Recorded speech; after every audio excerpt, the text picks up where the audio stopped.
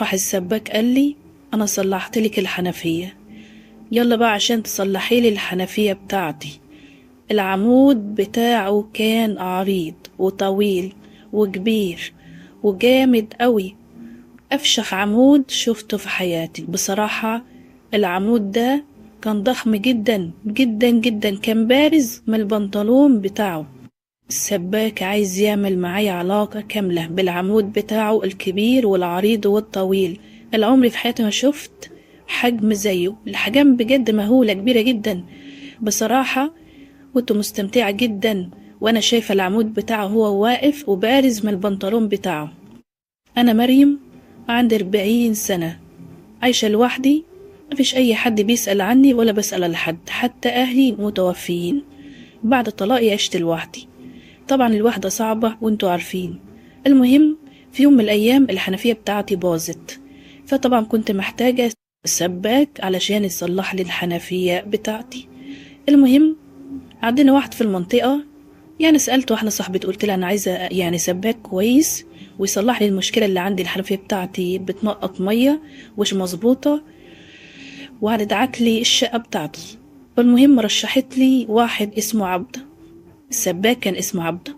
قالت لي لو عايزاني اكلمهولك، كده كده هو جاني هنا قبل كده وصلح لي عندي الحوض، لو عايزاني اكلمهولك كلمهولك. قلت لها اوكي مفيش مشكلة يا قلبي، ربنا يخليك ليا. كلمتهولي، رحت الشقة بتاعتي وكلها ساعة ولاقي الباب بيخبط. اول ما خبط الباب فتحت، قلت له انت مين؟ قال لي انا عبده السباك، حتى العدة بتاعته كانت معاه. قلت له اتفضل يا عبده. قلت له اتفضل حضرتك، ووريت له الحنفية البايظة على اساس ان هو يصلحها. دخلت المطبخ على اساس ان انا اعمل للراجل كوباية الشاي، وقبل ما يكون خلص تمام ابوه شغال يشرب الشاي بتاعه. ده الذوق والكاريزما اللي احنا تعودنا عليها. المهم، بعد ما روحت وديت له الشاي قلت له اتفضل. قال لي شكرا يا مدام. شرب الشاي، وبعد ما شرب الشاي فضل يعني يفك في الحنفية. قال لي يا مدام محتاجة حنفية جديدة. قلت له منين اجيب الحنفية دي؟ قال لي ما تقلقيش خالص، انا هنزل اجيبها واجيلك. قلت له اوكي. راح فعلا نزل، هو راجع خبط عليا. قلت له اتفضل ده حل، ركب الحنفية وكل حاجة تمام. قال لي خلاص انا ركبت الحنفية. قلت له كام حسابك؟ قال لي لا استنى عليا بقى، حاولي تفهميني. انا ركبت لك الحنفية وعايزك تركبي لي العمود بتاعي. قلت له يا لهوي، اعمل لك ايه؟ قال انا عايزك تركبي لي العمود بتاعي، العمود كبير وهيعجبك قوي وهيروقك، وبصراحة العمود ده مش هتلاقي احلى ولا اجمل منه، عمود كبير ومتين وجميل قوي، عمرك في حياتك ما هتشوفي زيه. قلت له عايزني عمود ايه اللي انت بتتكلم عليه؟ قال لي العمود اللي تحت، يعني انت مش فاهمه؟ وفجاه الاقي عبده السباك ده اللي ما بيستحيش جريء جدا، يعني البنطلون من تحت بدأت في حاجات تظهر كبيرة قوي، بجد حاجات بارزة بارزة من البنطلون نفسه. لحد ما عبده السباك يقول لي يلا ابتدي يعني. اقول له ابدا اعمل ايه؟ قال لي يلا امسك العمود. وفعلا حطيت ايديا بعد ما اجبرني عبده السباك عليه. بصراحة عشان ما اكدبش عليه، بصراحة العمود كان جامد قوي. انت عارفين يا حبيبي، انا مطلقة، يعني كنت عايشة لوحدي، كنت محرومة من موضوع العلاقة ده جدا جدا، يعني فترة كبيرة. انا مطلقة يمكن بقالي 7 سنين، فحرمان شديد قوي عندي. علشان كده لما شفت المنظر، خصوصا لما شفت الحجم الكبير، بجد اتحوست عليه، اتحوست بجد. ما كنتش مصدقة نفسي، معقولة في أحجام بالشكل ده؟ أحجام مهولة، أحجام كبيرة جدا جدا جدا. وفعلا اتعاملت معاه، راح شني واخدني الأوضة وعملنا علاقة كاملة. اليوم دوت عمري ما هنساه في حياتي. بعد كده قال لي أنا صلحت لك الحنفية وأنت صلحت لي الحنفية، استنيه كمان بكرة جايلك.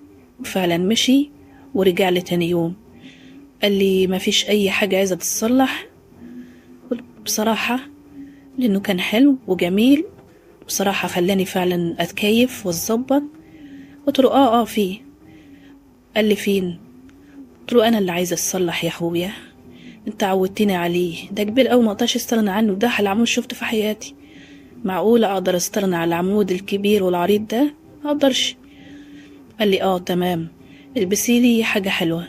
وفعلا لبستله قميص أحمر، بس كان جامد. بعد ما لبستهوله دخلنا الأوضة، فضل يقول لي كده كلام جميل: انت حلوة، انت مزة، انت جميلة، ايه الجمال ده، ايه الحلاوة ده، ايه الحلاوة دي، عمري في حياتي ما شفت زيك ولا في جمالك. صراحة الواد كان جامد قوي، كان كلامه صراحة يعني جميل قوي، ما قدرتش اقاوم. عشان كده نفذت له كل حاجة هو عايزها مني. بصراحة ما كنتش قادرة استغنى عن عبده السباك ده، لدرجة ان انا يعني عرضت عليه موضوع الجواز. بس للأسف عبده السباك كان بيقولي: وعلى ايه يا روحي، على ايه يا حبيبتي نتجوز، وهو انا بجيلك واحنا بنقعد مع بعض وبنعمل اناقة، مفيش داعي ان احنا نتجوز. انا كنت عايزة اتجوز عشان اكسبه، هو يصرف عليا يبقى جوزي، هو ضل راجل ولا ضل حيطة في الزمن ده. بس المفتري القاسي ما وفيش. زعلت منه كام يوم، خبط عليه مرضتش افتح له. بعد كده حسيت اني محتاجة وعايزة، فعلشان كده اضطريت اني افتح له، وعشنا مع بعض من غير الجواز. والعلاقة دي بجد كانت دايما تتعمل، يعني كنت دايما بعملها وعودني عليها. الغريبة يا جماعة بجد ان انا لأول مرة في حياتي احس ان انا سعيدة مبسوطة. ده ايام ما كنت متجوزة ما كنتش بحس بالسعادة اللي انا حسيتها مع عبده السباك دوت. تصوروا، يعني جوزي ما حسسنيش بالمتعة ولا الدلع ولا الجمال ولا السحر ولا الدلالي اللي حسيته مع عبده السباك. هنا عايزة اقول لكم حاجة، يعني لحد